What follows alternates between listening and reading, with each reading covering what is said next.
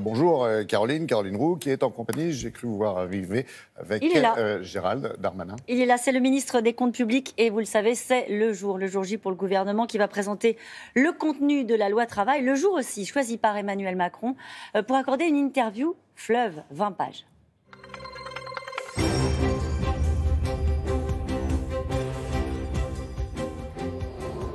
Bonjour Gérald Darmanin. Bonjour. Est-ce que la réussite du quinquennat se joue aujourd'hui ?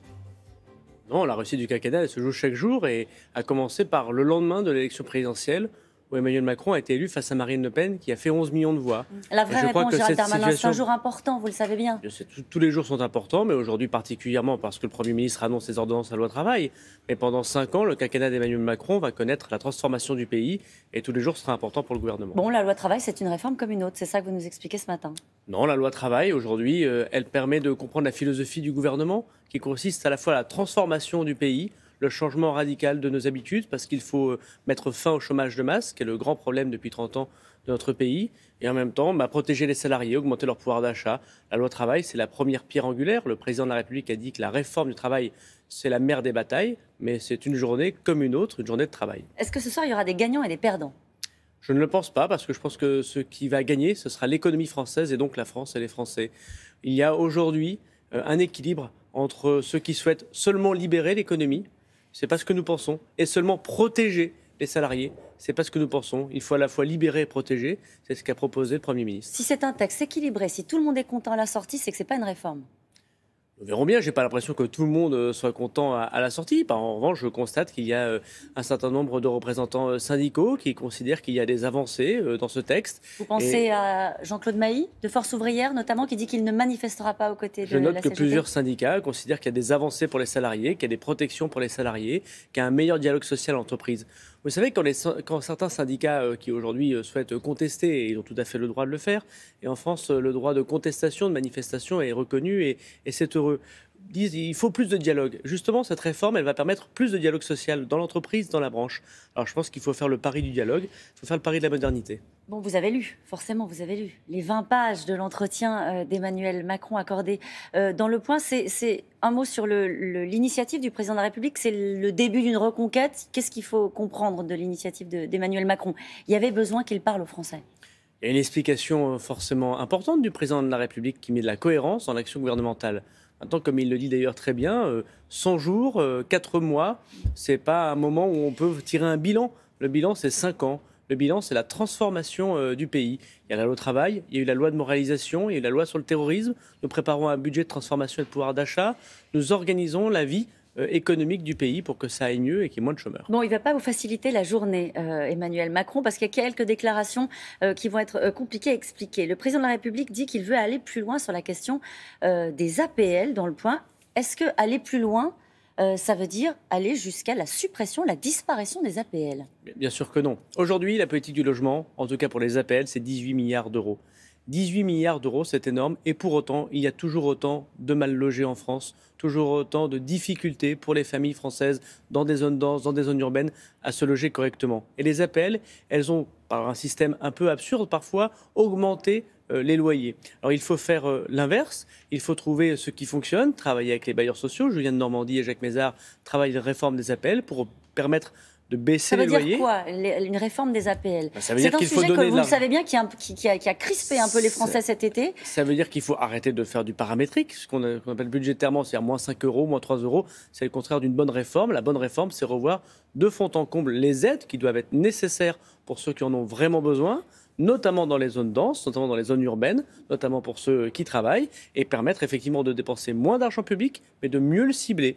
Et vous savez, ça veut dire, pardonnez-moi, c'est important, ça veut dire les APL, mais pas pour tout le monde, ça veut dire quoi concrètement? De toute façon, la politique du logement, ça ne peut pas être que des allocations ou des APL. Ce que va en train de faire le gouvernement, c'est comme pour la loi travail, ce n'est pas qu'une question d'argent, c'est une question de libération de foncier, de construire plus, de mieux travailler avec les bailleurs sociaux, de faire un logement moins cher en France, d'arrêter avec un certain nombre de normes qui empêchent la construction. protection.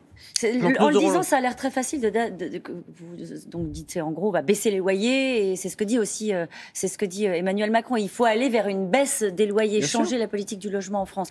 Lorsque je suis devenu étudiant oui. à Lille, mon propriétaire m'a demandé le montant de mes APL, je m'en souviens très bien, pour fixer le loyer. Il faut arrêter avec cette politique inflationniste où l'État, en donnant une allocation, qui est parfois nécessaire pour un certain nombre de Français, parfois conduit à l'inflation des loyers pour les propriétaires. Ça passe par une baisse des APL. Ça passe par une refondation des APL. Il y a 18 milliards d'euros. Il faut sans doute dépenser moins et faire totalement autrement. Par une baisse des APL. Ça passe autrement. Mais je pense que... je ne comprends pas alors. Ce qu'il faut comprendre, c'est qu'on a augmenté depuis des années un certain nombre de budgets. Et ce n'a pas augmenté l'efficacité de la dépense publique. Ça, c'est clair. Il faut donc transformer le pays. Regardez ce que fait le président sur la loi travail. Il transforme le pays, il fait autrement. Il change les paradigmes, il change la donne, parce que des millions et des millions d'euros qui ont été mis sur la table ont conduit simplement à autant de chômeurs aujourd'hui. Quand il dit, à propos des contrats aidés, c'est une subvention déguisée aux collectivités locales. Les collectivités locales, elles en ont besoin, des contrats aidés. Qu'est-ce que ça veut dire, là encore ? Le président de la République a dit qu'il y avait des contrats aidés qui étaient utiles et des contrats aidés qui l'étaient moins. Et il a tout à fait raison de le dire. Moi, je suis un élu local.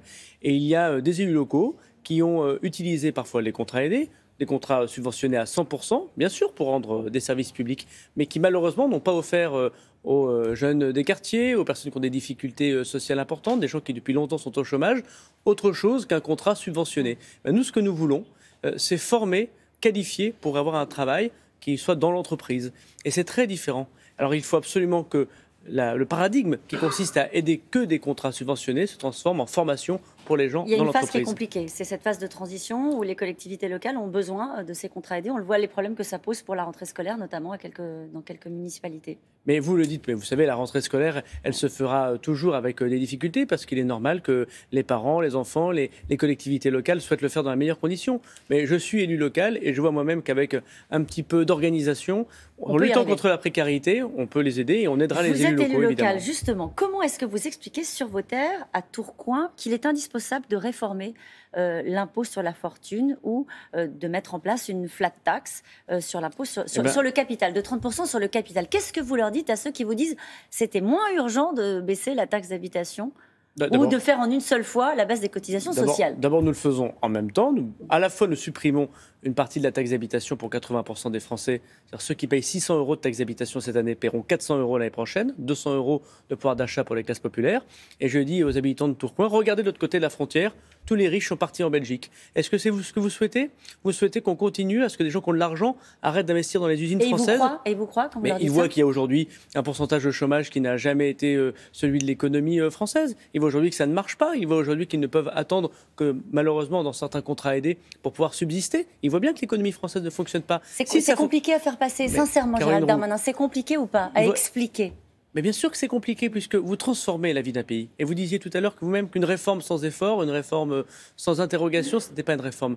Bien sûr que c'est compliqué. Et en même temps, il faut du courage. Le président de la République a parlé d'héroïsme politique. Je pense qu'il faut effectivement expliquer aux Français que si la situation politique a conduit Mme Le Pen au second tour avec 11 millions de voix, c'est que ça ne va pas bien.